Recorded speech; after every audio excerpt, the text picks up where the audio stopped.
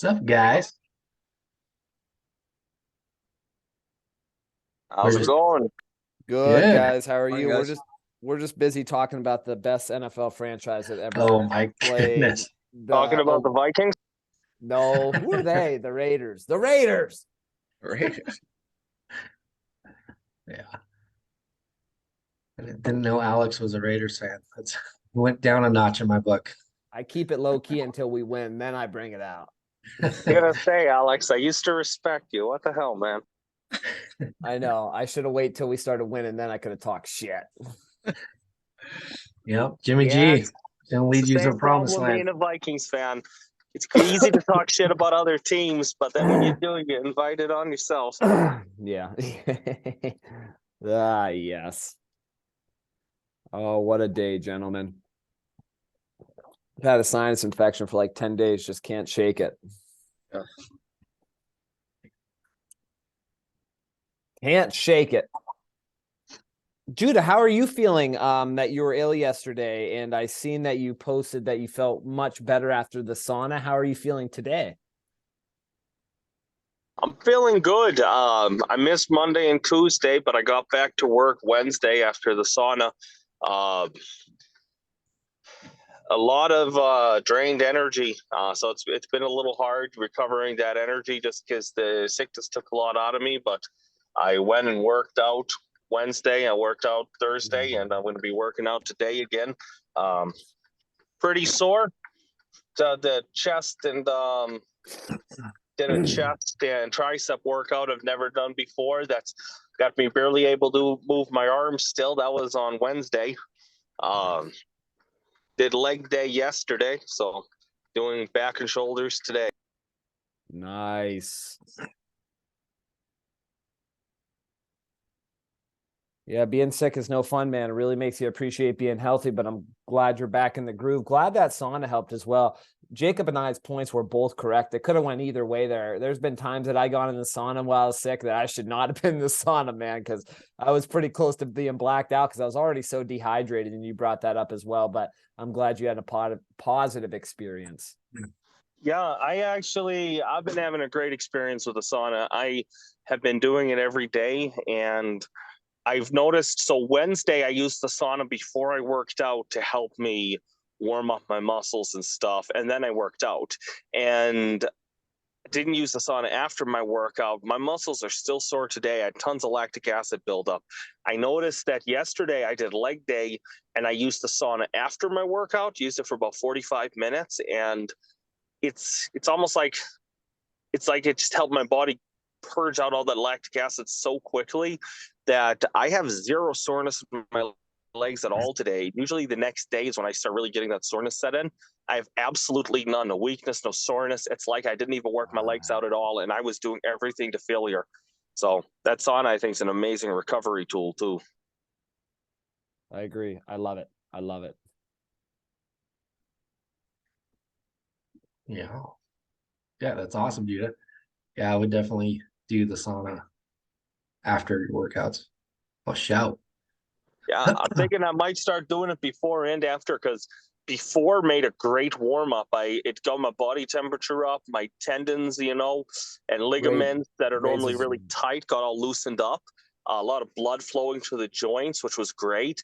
But then that recovery aspect afterwards, amazing too. I liked it both. I think today I'm gonna go pop in the sauna for 30 minutes before the workout for about an hour to an hour and a half, and then I think I'll do 30 minutes in the sauna after the workout too. See how I feel from that. One thing about the sauna is it mimics zone 2 cardio. So if you ever wear a wearable in there, you're going to notice that your heart rate's probably going to get around the 120, 130 mark.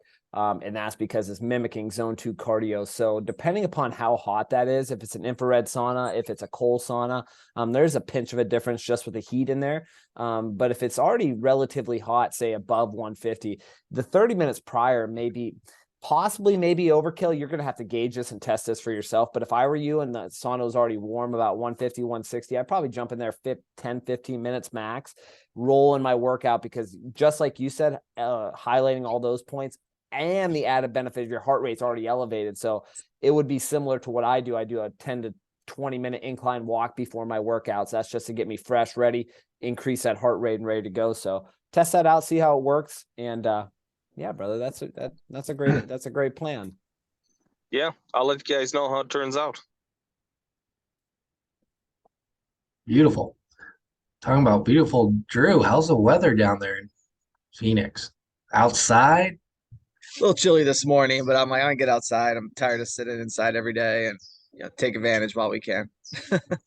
What is Little pretty chill. what is pretty chilly to an Arizona guy? I'm interested. It's like it's close to 60, Mm, but that's pretty cold. it's brisk. It's brisk. Yeah. It's all relative. It is all relative, man. I don't see too much. What the hell, man? I'm growing my hair right now. You know, I used to always look at you and think, boy, what a sexy beast. He looks just like me. Now I got the hair and we don't Dude, look I never alike seen anymore. Judah's face, man. This is sick. Holy cow. I'm glad we're recording the call. Like, this is. I can't You grow look out the hair, ugly. Judah. You look if I wanted to. You look every bit as manly as I thought. Like, holy cow. A true No, Viking Nord. We even wear the same red shirt and everything. Yeah. Damn. too. You guys coordinate this or what? So mine's a gotta White shave my Sox head shirt. I'm again. going to a baseball game in a little bit later today. So Ah, nice. That's hilarious. Nice. Well, that's good, man. Well, let's go what Chris started 2 weeks ago. I really like that. Let's share some wins for the week. I think that was fun. Yeah, let's do it. So, look, smaller group today. We'll see if anyone else jumps in, but if anyone has any wins they would like to share this week or the past couple days, the floor is yours. Yeah, I can share one. Yesterday, so 2 nights ago, I did not get much sleep. I've been working long hours this week, just been freaking beat down. And so Tax usually when season, right? Yeah. Usually when I work later, I don't go to the gym in the morning, or I don't go to the gym in the morning. I'll have 5 hours of sleep. I feel like that's a recipe of disaster, right? And so thankfully I've had BJJ in the evenings to lean on. But yesterday I was like, I log off work and I was like, I do not want to go. We just bought a sectional. It looks amazing. I just want to sink into that thing and like never do anything again. But I was like, no, like I committed to going, 3 to 4 times a week, right? I'm paying good money for this. It's like gonna make me better. And I went and like just had a great night, right? Got some good rolls in, and like whenever you guys know all out is like, whenever you never want to work out and you decide to work out, the endorphin high is just it's so big, and you just feel amazing after, and then you sleep better. It has a chain reaction, right? And so and the opposite has a chain reaction too. If you don't go and it just starts this chain of like laziness or skipping our commitments, right? And so really glad I went last night. It was a good, good way to, make the middle of the week productive and, set myself up for success. So. Nice, man. Yeah, that's awesome.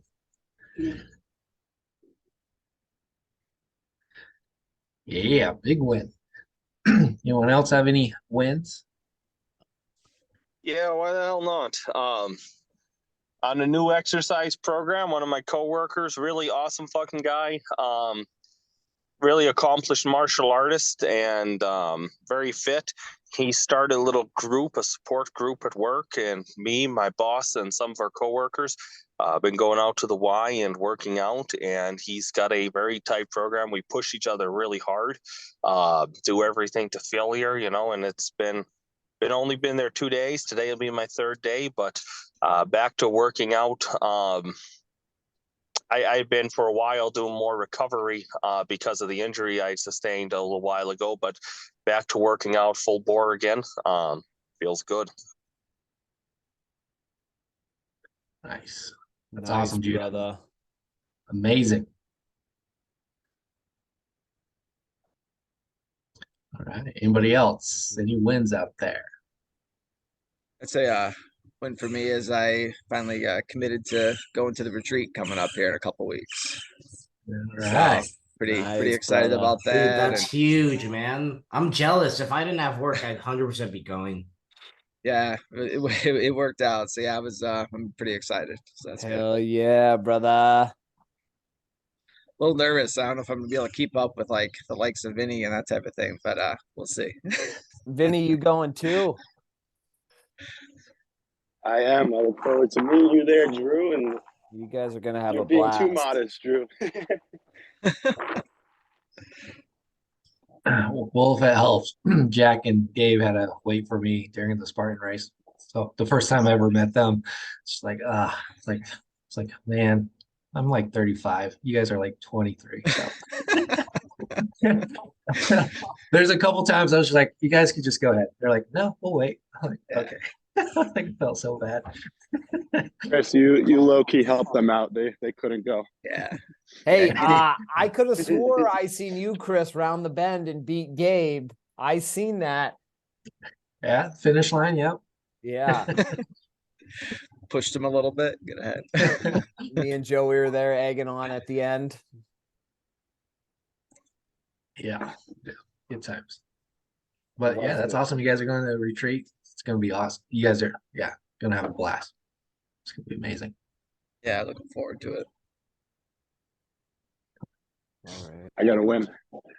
So this past weekend, I was at a bachelor party up in Montreal, and brisk there, let's say, is 20 degrees.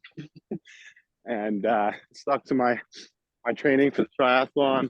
Got up, got in a 6.5 mile run while everybody else was probably at a bar or something. And it was actually really cool. I got to I got up there's like this big mountain next to the city, so I kind of hiked up that and got to see some nice views. There's like the Hollywood Hills of Montreal. Like there's like crazy houses and stuff, and there's even like a ski resort at the top. So anyway, I got to take in some nice sights, stick to my plan, not totally lose the weekend, and joined up with the homies a little later. Nice, man. Oh, yeah, that's massive.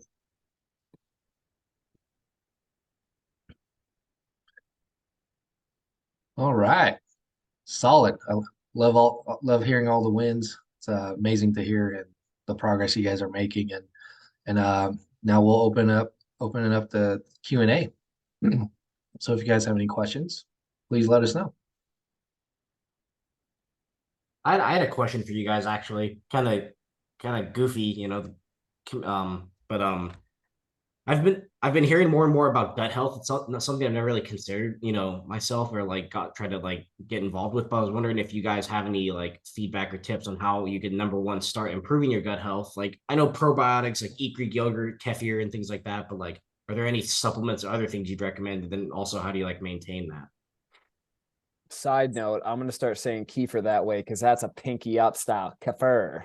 Oh, I think I heard Joey say it that way. I was Maybe like, I don't know how you're supposed I've to called it pronounce it. kefir like I don't know, for but 10 I like years, the way so- you said better because I Yeah. feel really classy, not like I'm Yeah. buying it at Walmart. So I like Yeah. that. I personally, man, I just notice it for myself. I look at it from a different perspective. I look at it through a mental health perspective. So learning about gut health, I realize a majority of your hormones are centralized in your gut. I always thought that phrase, your gut is your second brain, trust your gut. Never understood that until I started learning about gut health. I'm like, oh shit, a majority of your hormones are centralized in your gut. Coming from somebody who used to be a drug addict, dealt with a bunch of mental health issues because of that, was on antidepressants, was on SSRIs, anti-anxiety medicine. And I got off it and I'm like, I never want to do that again because it was a horrible experience for myself personally. So learning about this more, I learned, oh, wait, I can kind of control how I feel with a bunch of different factors. Weightlifting, exercising, nutrition being the biggest one. And then learning more about that, I started realizing like, oh, when I eat this food, I feel good. When I eat this food, I feel bad.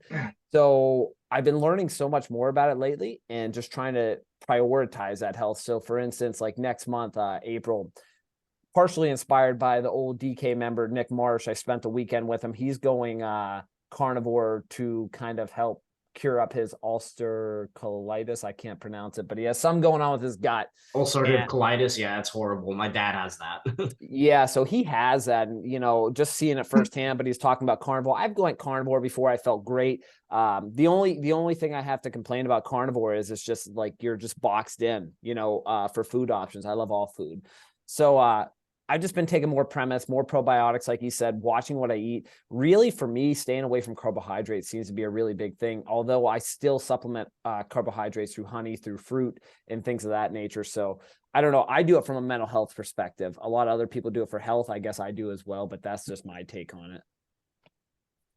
Makes sense. Yeah. Alex, I had a question for you and a general comment too. I'll say this. I think having this community that we have here is amazing. Having this group of guys is amazing. It's encouraging. I think one of the things I learned working out with these guys at work is it's also just as important to build some kind of community, have some kind of friendships. It's not everybody can have that. Not everybody has that option, but if you can, having that support group actually in the gym with you, I'm finding for me makes a huge difference. I shouldn't need that. I should be more Yeah. self-motivated, but it just makes everything so much easier, you know? It helps drive that motivation so much better. So that's something I'd encourage people to try to build up because it complements this online community very well, I think. Mm. My question for Alex was, and Chris, what do you guys recommend for quick recovery? I remember you told me about that peptide, Alex, and I wrote that down and I still haven't looked into it. And I'm guessing that's probably gonna be the answer you give me. And I'm gonna have to actually get my ass to buy some of that and use it.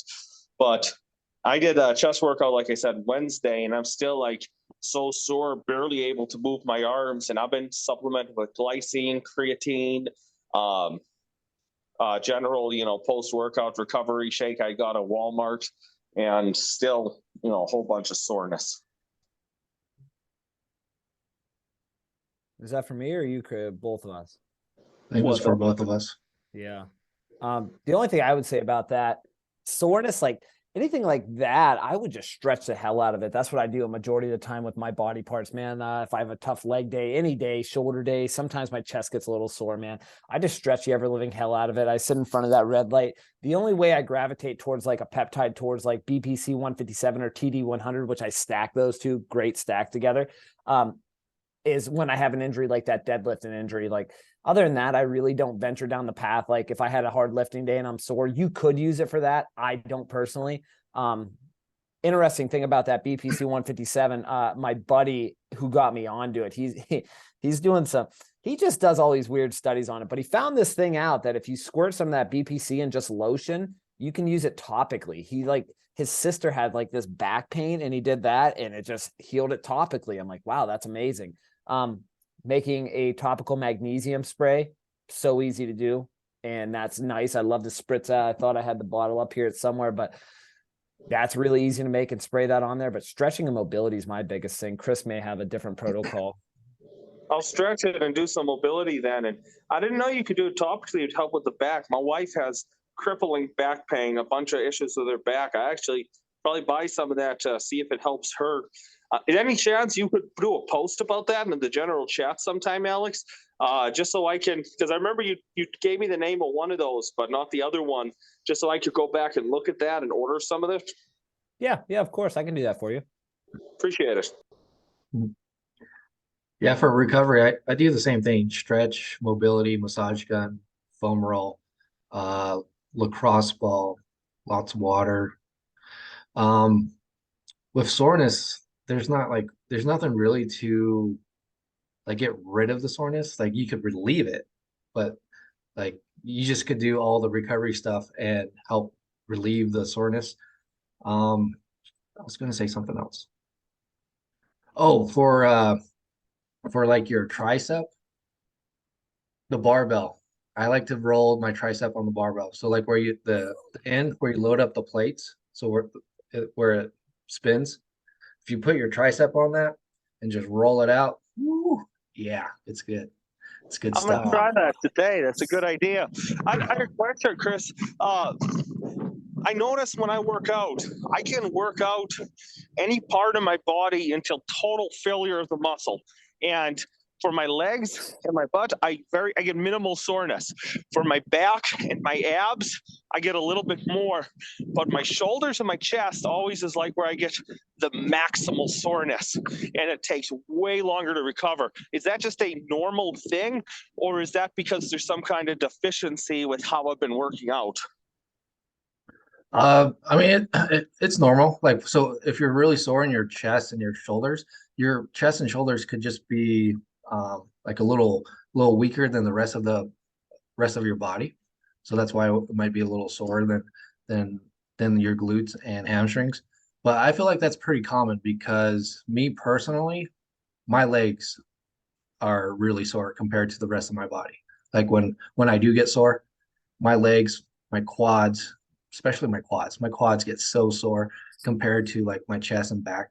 So I'll just say that's pretty common in most people, and it could just be, yeah, it could just be a little the chest and shoulders could just be a tiny bit weaker than the rest of your body parts.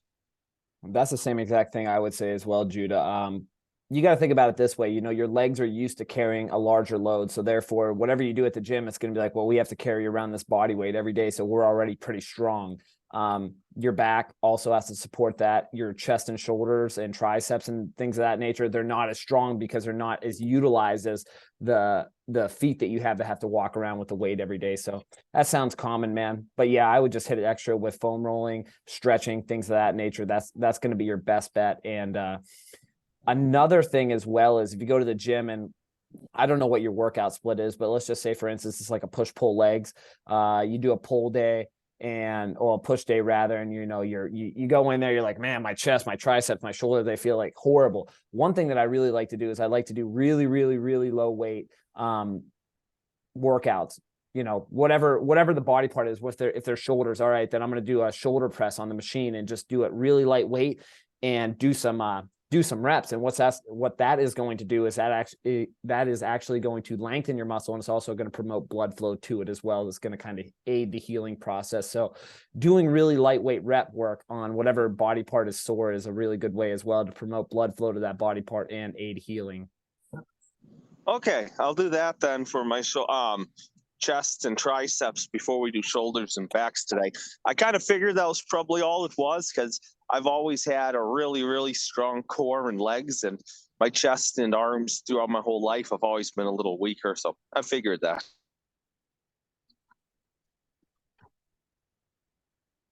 Yeah, for sure. And and try the triceps on the barbell. It's awesome. Tricep. Oh yeah. That does feel nice though. Yeah, triceps. I'll do my triceps, I'll do my forearms. There is no better and worse feeling like tied up in one than a really good like stretching foam rolling session. I got those little massage balls. Oh my God, they hurt so bad, but I can't stop because it also feels so good. You just feel the tension just rising out of you, man. My spot is my abductors, dude. I don't know why my abductors get so sore. I could only hit one set on the Good Girl machine. I call the abductor machines good girl, bad girl. You figure that one out. And so, you know, I hit 1 or 2 sets on those suckers, man. And dude, I will be walking funny the next day, dude, just right there. The abductors are hit. And I roll on that massage ball. Oh my God. I could just feel the tension like rising out of my body. It feels so good. Yeah, another thing you could do with the barbell, it's called mashing, because I'm guessing you're like mashing your muscles with the barbell, but you're laying on the floor. So I'll lay on the gym, and you put the end of the barbell and you put it on your VMO or abductors. So I will do this on my VMO because my VMO gets really tight. So your vastus medialis, put the barbell on there, and the weight of the barbell just sinks into that muscle. Oh my God. It like, yeah, it hurts. So it hurts, but it feels so good at the same time. It's euphoric. If you do like 2 to 3 minutes on each leg, oh my God, you're like, yeah. But yeah, so that's mashing. You're using a barbell for foam rolling. What's up, Henry? What's Thanks for that? joining. How's it going? It's good. How about you guys? Good, brother. Doing good. Right on. Welcome. Not too late, Emma. No, you cooking up something good? Yup, some eggs and sausage. Yeah. I'm cooking up for a friend of mine. I already had breakfast. Aha. I'm enjoying some black coffee too. Heck yeah. Oh, I got some black coffee, and I'm not going to say how many espresso shots in there, but enough. espresso shots. Enough. Awesome. Yeah, so that was good questions by Judah. I know he had to take off, but anyone else have any questions they would like to ask us? Yeah, question. I was gonna message you directly, Alex, but figured ask on here as other people may have it. But doing the full body workouts now, When I going through, and then there's like, you always kind of learn in the past, like, 2, 3 sets, that type of thing. And then, sometimes in those full body, there's 1 or 2 different exercises that are just a single set. Like yesterday, it was like the leg extension was just a single set. Is that intentional? Is it beneficial to do a second set? Just kind of what are your general thoughts around that? So I do that intentionally. That's just like one of those quirks that I have that I enjoyed, that I actually adopted from somebody else on Twitter. But I really like doing those. So I usually do it to complement a main movement. So for instance, those leg extensions, I forget what main quad movement I have in there, but there's a main movement in there, and this complements it as well. That's why I say, all right, let's just do 1 set of this. Okay. Yeah. And I do that a lot with different things, mainly like the big 3, like the chest, legs or back. Like I'll do a main movement, and then I'll do a complementary movement on the side as well for just 1 set. I think it just adds another layer of, you're hitting it from a different angle, and it just adds another layer of funness for the gym. You know what I mean? Because you're going in there, kind of breaks up the monotony, and it's enjoyable. But of course, that set is also something that you would take to failure. Right. Yeah, I think it's dumbbell squats was the other one. Like the main Aha, one for yes. that, Front squats and then leg Yeah, front extensions squats, yeah. afterwards. You're both hitting a quad dominant exercise, which I think is enjoyable, and you're still getting the benefits because the leg extensions is a fantastic quad exercise as well. That's just a quirk I have. If if you'd like to do another set, like by all means. I try to, like, the way I plan, and this is just the nuance of how everybody does stuff. Like Chris probably has his quirks of how he likes to program stuff. I have my quirks of how I like to program stuff, and I just model that mainly off of what I enjoy doing at the gym and what I've seen progress from and what other things say. So I just like the full body and just doing the 2 sets because, I used to go to the gym and I used to do like 35, 40 sets, which is a lot. And you always think, more, you think in terms of the gym, you're like, if I go into the gym and I do a lot, it's going to be better. I have somebody else in the program right now who will not stop adding exercises to the end of my exercise. He puts in the comments, did this. I'm like, yo, homie, what are you doing? Like, this is unnecessary. You know what I mean? I understand where your mindset's at. You think if I go in there and I just smash 1 billion curls, it's going to be good. But there's a point of diminishing returns in the gym where you're really not doing anything and you're sacrificing quality reps for quantity, which sounds good, but in the end, it's not good. So that's why if everything's set up for me in 2 set increments and you have that 1 warm-up set and then you have the 2 working sets, if you make those 2 sets quality, it's going to beat out the guy. If you have 2 sets of 8x12, and you make those quality sets, you're going to beat the guy who's doing 4 sets, 12 to 15 reps every single time. And you're going to be bigger. You're going to be stronger. You're going to have more energy. You're going to have all of that. All right, cool. Yeah, that makes sense. Yeah, I agree with Alex. Quality reps. I don't remember the guy, but he does like studies out there. I don't remember his name, but he found out that I think it was 30 or 35 reps. If you do 30 to 35 reps for a muscle, it doesn't matter if it's like, if you do squats, then leg extension. As long as you hit like 35 reps for that muscle, you're going to see some results. So a lot of people think, like Alex said, like you have to do so much in the gym. Like no, you don't have to do so many sets. You don't have to do that. Personally, with like my lifting, I really like to do the compound lifts first, like if it's squats, bench, pull-ups, shoulder press, deadlifts. I like to do those first, and I typically will go anywhere from 5 to 8 sets, depending on what rep range I want to work. So I know it seems like a lot of sets, but I actually get my workout done in like 1 hour. So you think like 8 sets, he's like, holy crap, you're probably there like forever. I'm like, nah. Actually, so I keep track of my rest. That's why I like the app too, because it keeps track of your rest. But then after that, I'll do probably like maybe 3 to 4 other lifts, and like that's it. And that's typically, and those lifts are typically three sets, 3 to 2 sets. So yeah, so quality over quantity. I'm a big proponent on that too.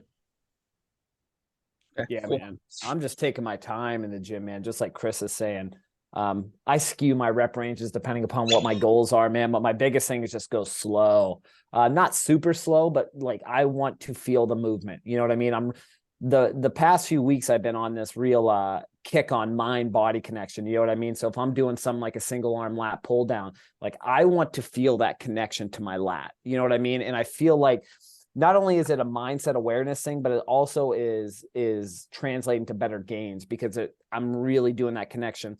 There's been so many times I go into the gym and I just go through the motions, whether it be a wide grip lat pull down, like I'm just pulling down. I'm never connecting my mind to that back muscle. You know what I mean? So I've been really putting a focus on whatever muscle part I'm working. I'm putting that mind body connection. Like that hour at the gym is my hour. I'm in there to do work and be efficient as I possibly can.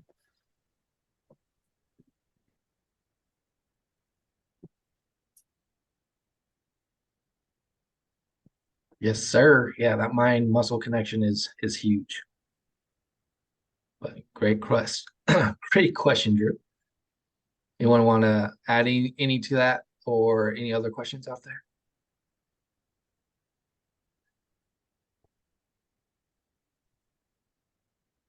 I'm just waiting for Jared to jump in this call like the Kool-Aid man. I just caught the recording from last Friday You say yesterday. his name 3 times, he will be in here. So you I be love quiet. that guy. He's Tom's great. got to get him up on stand-up with him, I think. He's great. The only problem is and I told him this isn't like a diss on him. He knows I said this. I was like, dude, I'm just not used to having somebody with as much energy beside me. Like, and you taught me, and that's a hard thing to do because I have a lot of energy, and this dude just freaking puts me to shame. I'm like, damn, man, is this how people feel around me? They're like, I can't get a word in. Alex is freaking nuts. But he's great, dude. He's an amazing guy, man. We get on a call. He's like, hey, man, we're going to jump on a quick fight. Is this him? No, I No. think it's It's Jeffrey. I seen the J, and I'm like, there he is. There's the That would have been man. perfect. What's up, Jeff? Hey, how's it going? You thought I was Jared, huh? Crackhead Jared. Yeah. He's a great dude, though, man. He's been blessed with energy, and he uses That's so yin and yang though, because like Jared high, like Jeffrey brings the fire, but he's like freaking Zen master, man. He's Yes. calm AF, and so it's like Yes. the duality of man right there. Yes, it is. Great guy, energy through the roof. I'm trying to get him to channel that energy into the gym and just be like, let's just burn this because you're blessed, my friend.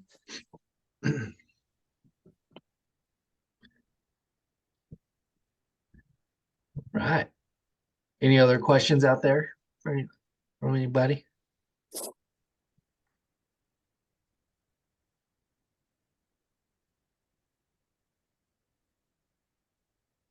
Going back to the carnivore stuff earlier, with this training I've been doing for like the triathlon, obviously recommended that you take a lot of carbohydrates.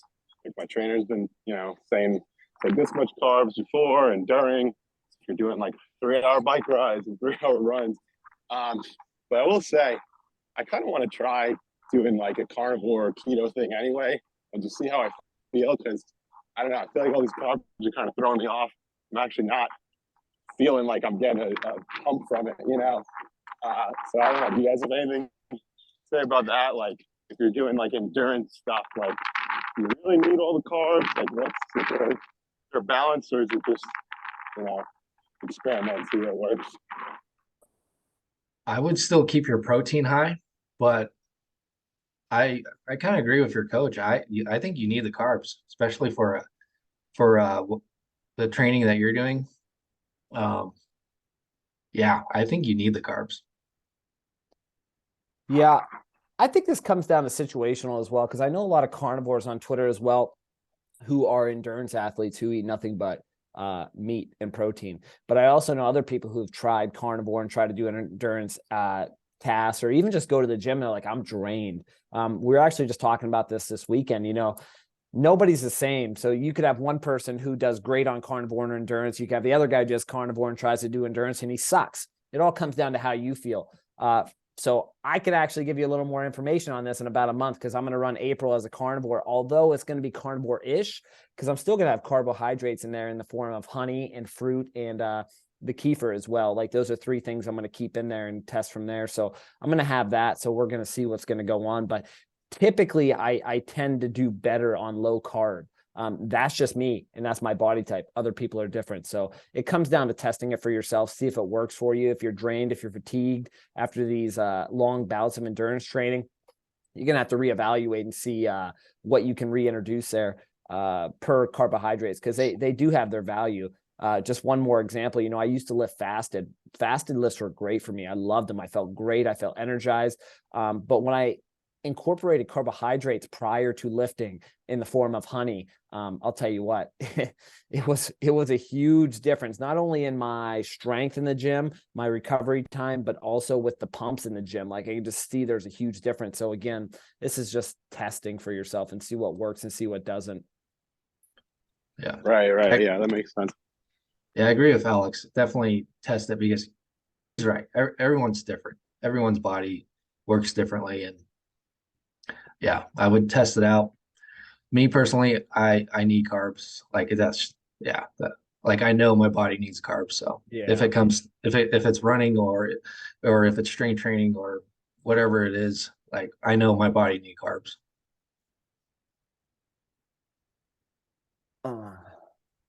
But yeah, that's a good question. If anybody ever tests anything at all, this is a mistake that I've made one too many times, especially with supplements. I'll get like 4 new supplements. I'll pop them all at the same time and be like, I wonder what happened. I wonder which worked and what didn't. Anytime you're testing anything, try to take things a little slower. Again, I've learned so many times from my mistakes that if you're going to reintroduce anything, whether it's new training exercises, whether it's new supplements, whether it's a different diet, try to take it slow so you can feel like so for carnivore, for instance, when I'm reintroducing food, I'm trying to see how I react to stuff, mainly dairy. Dairy's always this hit or miss thing for me. So like I'm trying to go slow to see, all right, does this work? Because if you're throwing 3 things at the wall at the same time, you don't know what's sticking. And sometimes you can get the wrong information, like, oh, this is sticking, but it's not, because you tried so many things at the same time. So if you take these things slow, to Vinny's example about kind of going carnivore, when you're taking things out or reintroducing things, take it a little slower just to see the reaction of what is going on. Then you can go for the future and be like, oh, when I did this, this happened. And then you proceed forward.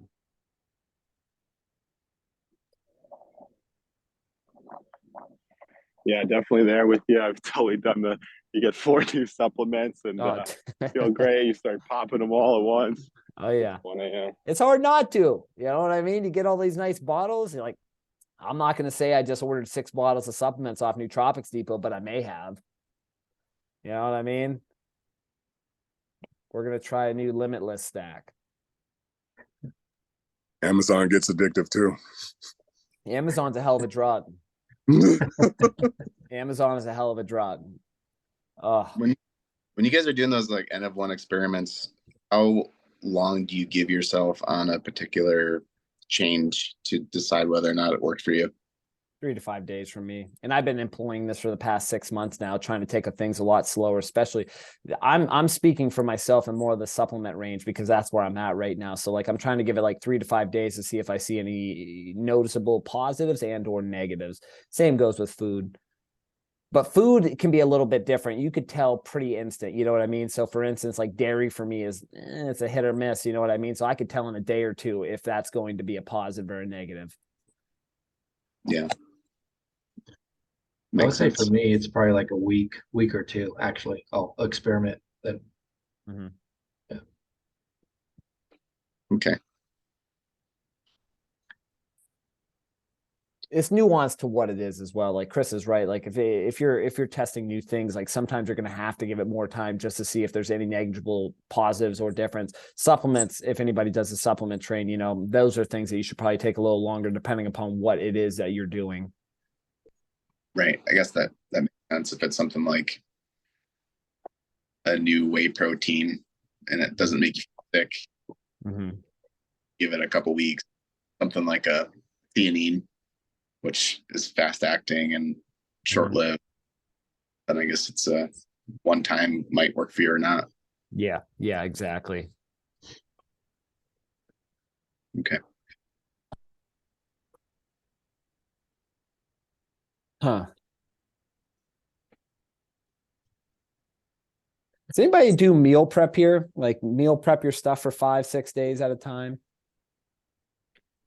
I do a little bit. I have this egg cup recipe I make most Sundays, and I'll eat those in a burrito wrap, a whole grain burrito wrap for the next week or so.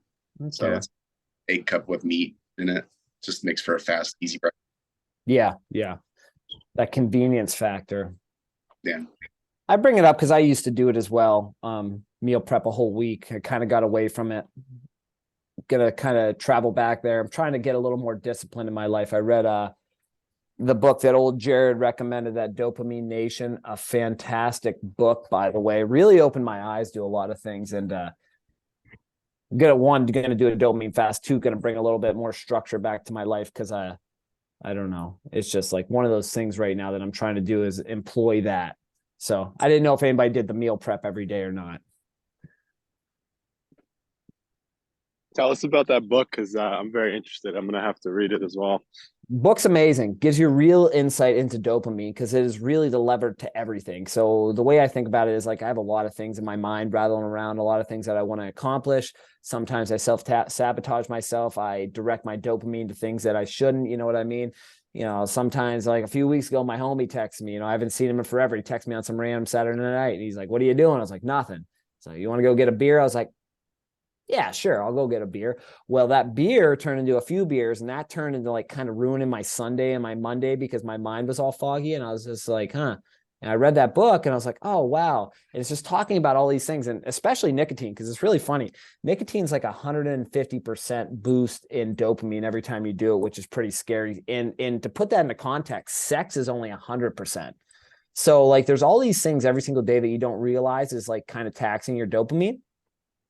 And once you learn how to modulate a lot of these things, you could have more motivation, you could have more drive, you could have more clarity of thought, which drove me down the rabbit hole, watching some YouTube videos of people who did dopamine resets and everything. And I'm like, wow, this one guy did like an EKG on his head and they were testing some of his brain, the gray matter in his mind after his dopamine reset. And it was just amazing. I'm somebody who gets a little anxiety sometimes. It's nothing horrible, but it's because I use too much nicotine and caffeine and I stimulate my brain too much with online shit.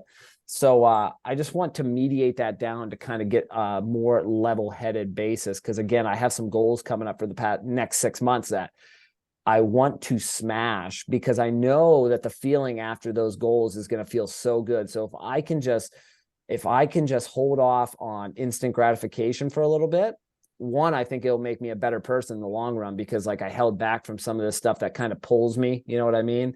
It's not an addiction per se. It's like a step below addiction. It's just like this thing that you keep doing, So very interesting book, very highlighting. It's from a psychiatrist who writes about a bunch of stories that she's encountered. And it's a very good book, very easy read. And the only negative about it is once you pick it up, you won't be able to put it down because it's very interesting. Sounds good to me. I'm gonna order that today. They talk about like technology and stuff too, like what all these phones and stuff are doing to our brains. Yeah. Well, the interesting thing about the book is she doesn't write it as like she's trying to teach you something. She writes about it through her experience of people she's helped. So there was people with phone addictions, there's people with porn addictions, there's people with sex addictions, there's people with alcohol addictions, people with weed addictions. And she talks about all these people that she helped and like their trials and tribulations. So you get to see firsthand. It's not like this story like, hey, if you do this, you're going to be successful. Like she talks about a guy who came in here and he did it and then he failed. And then this is what happened. And then this is what they did. So she talks about it in the context of her clinical studies and her clinical practice, which makes it more intriguing because it's real people and real situations.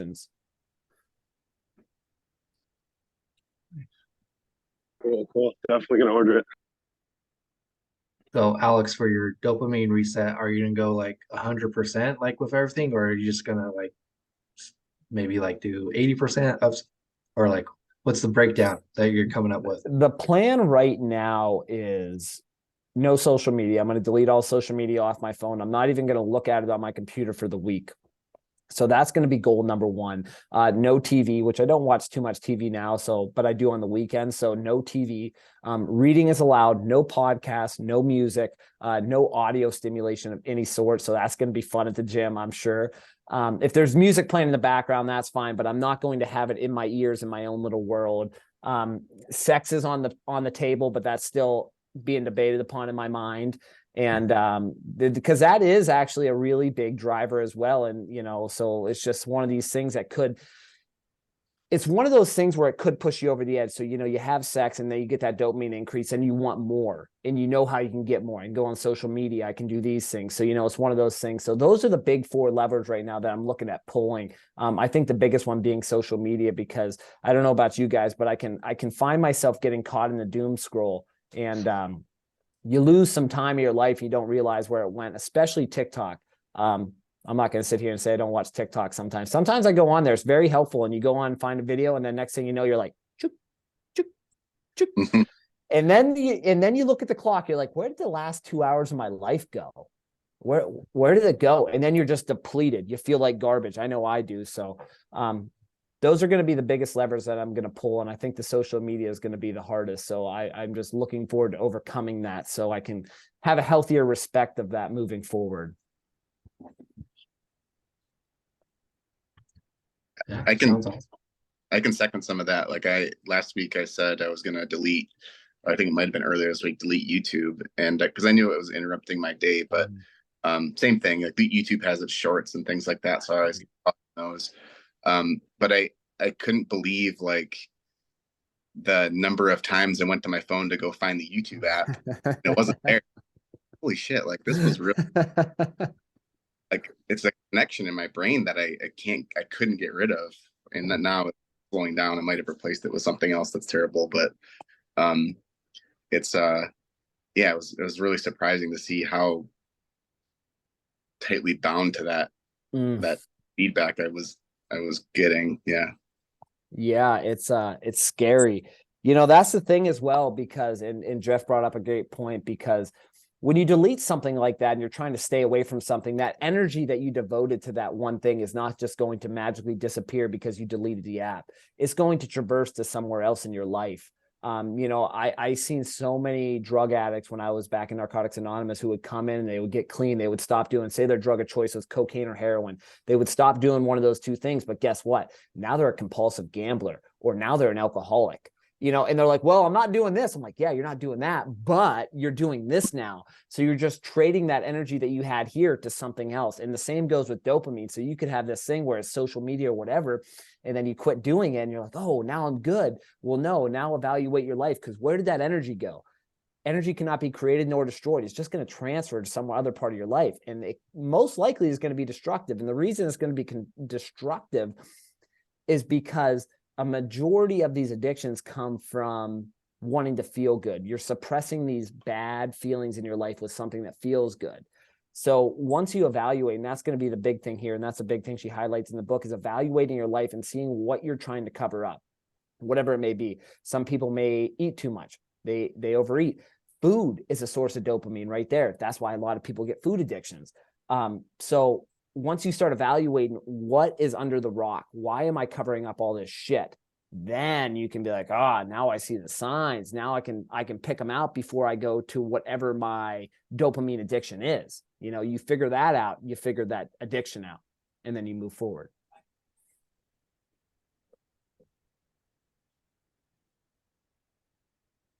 Yeah, it makes I'm glad sense. you brought that up, because I definitely experienced that. Like over the last couple of years, I've kind of been deleting all my social media, and now I'm just on Twitter.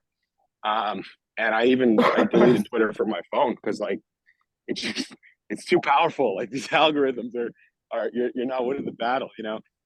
But I can definitely attest to that.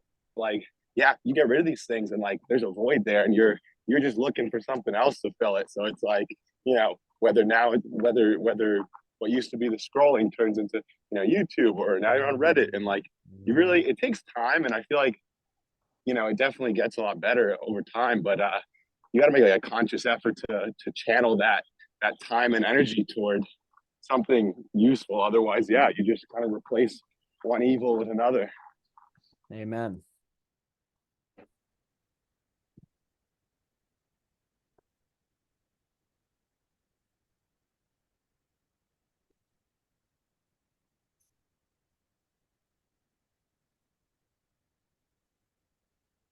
Right. Anyone else have anything else to say on that? That was good.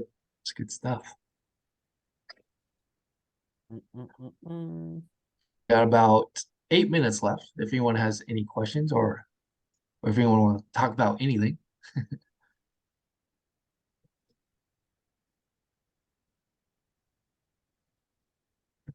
I have a question. Everybody doing? I get I see a lot of people today talking about their lifts and stuff, and I see a few people who say they have heavy deadlifts in their program. And I was wondering if you were to add that, like what are you considering that as into a whole body program? Is it like a leg? Is it like a leg sets of legs, or is it something else? Or when would you add it? I guess I'm a little curious because I used to love doing heavy deadlifts. Chris? Yeah, I would put it as a category as mainly a leg day. Yeah. But also deadlifts are so amazing because it works your back too, like your lats. Like you have to lock your lats when you deadlift, right? You have to make sure they're locked in. So there's a lot of strength coaches out there, including me, that will actually prescribe deadlifts on their back day, because some clients will like, why are we doing deadlifts? You said it was a upper body, like back day. I was like, you don't even realize deadlift works your lats amazingly. Like it's one of the best lat exercises, I think. So I think deadlift mainly legs, but yes, you get benefits of a back workout too. But yeah, I would consider them mainly a leg exercise. So if you do have a full body day, great day for deadlift. If you have just a leg day, same thing. Okay. Or a back day. Okay. Thanks. Yeah, I typically put it on my back days and such, but I would say like you definitely want to make sure, like my typical split is I'll do like, right now I'm lifting like 4 times a week, and I'll do like a leg day and a back day. You just want to make sure you space it out, right? Like maybe do squats at the beginning of the week and deadlifts like the middle or end of the week, right? So that way you have like a good 2 to 3 days in between your squats and deadlifts. Cause I do think like the way I make my workouts, I call it like, push pull legs, right? So I put deadlifts with my pull days. But like Chris was saying, it's really like a full body exercise that uses a lot of your legs, right? So definitely wouldn't recommend like squatting and then deadlifting the next day. Like that wouldn't be enjoyable, but totally doable within the same week. Yeah, I agree with Jacob. You definitely want to have at least 2 to 3 days of recovery from like a squat day to deadlift day.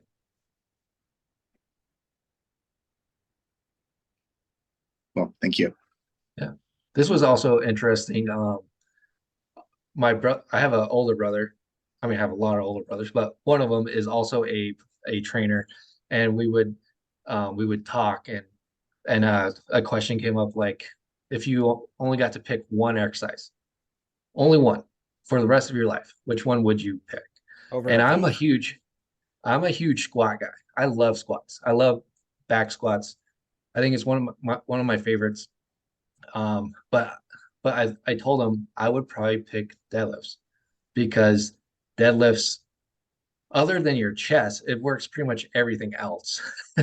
Like I said, like it works your back, works your legs. You can get all the muscles in your legs. So that was like my answer on if I only got to choose one exercise for the rest of my life. So. But I guess, what would your guys' be? That's a Overhead press. overhead press. Okay. Love them. Love them. Just have big ass boulder shoulders. Exactly. And then if that's the only exercise I have, then you can manipulate it a little bit, because then you could do a little leg juice in there as well. You know what I mean? So I just hacked the system. I got 2 workouts out of 1. Yeah, I guess there's always a loophole somewhere. There's always a loophole. I was gonna cheat and say thrusters because that's the whole. I like thrusters. Yeah. I want to see more men at the gym doing hip thrusts, but I don't. Yeah, I actually did hip thrust yesterday. There you go. Yeah. I was upset because the gym I was working at in Houston this past weekend, they had a Smith's machine, because I usually do it on the Smith's machine because it's the easiest and it's nice and it's guided. But they had the bumper so low at the bottom, you couldn't even hip thrust. I was like, oh well. Oh yeah, hip thrusts are amazing. Not only will you have a good looking backside, but you'll have better posture. Yes. It'll help your low back. if you're because you'll have stronger glutes. if you're sitting quite often, that's a lesson I learned. Hit your posterior chain just a little bit more, and I put a little more emphasis on that because I do sit quite often because I'm working, and hitting the glutes and the hamstrings, hitting the back a little harder really is going to correct the back pain. What Chris just said as well.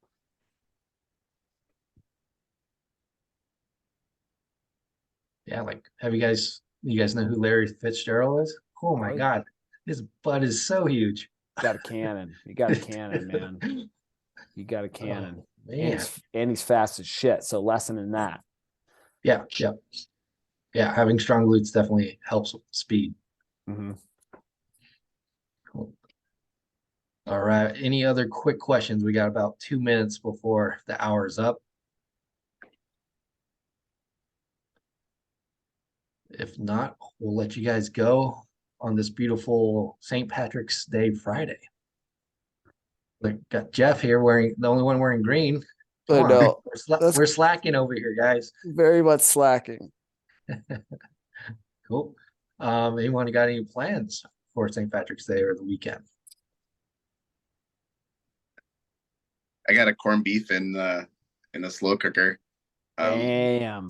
We have a pretty strong Irish tradition in my family, and I think this is the first time I've cooked it for my wife and kids. So it's a shock to me to finally be doing that. Nice. Awesome. Yeah, that sounds fun. Sounds good. Did anyone do a bracket? Like any March Madness fans out there? I did not do a bracket this year. That starts up this weekend or next weekend, doesn't it? It started yesterday. Well, look at that. I'm already late. Yeah. I did a casual bracket, had Arizona going pretty far, so Yeah. You may be biased. they got wiped out yesterday. Ah. Horrible upset, so my bracket's destroyed first day. I know. Me too. I had U of A going to the Final Four in my bracket. Same here. I guess that's what I get for putting my money on a rival school since I'm an ASU grad and went to ASU. I guess that's what I get for putting my money on freaking Wildcats. Oh my goodness. But I will also say I was pretty happy that they lost to a number 15 seed. I was like, no, yeah, take that. There's a couple big upsets yesterday. Yeah. So sorry if you're Virginia got knocked out too. So Drew, sorry if you're a U of A fan. No, I'm not. I've only lived there 6 years or 7 years, so I'm not. No loyalties to any of the teams out here. Okay, gotcha.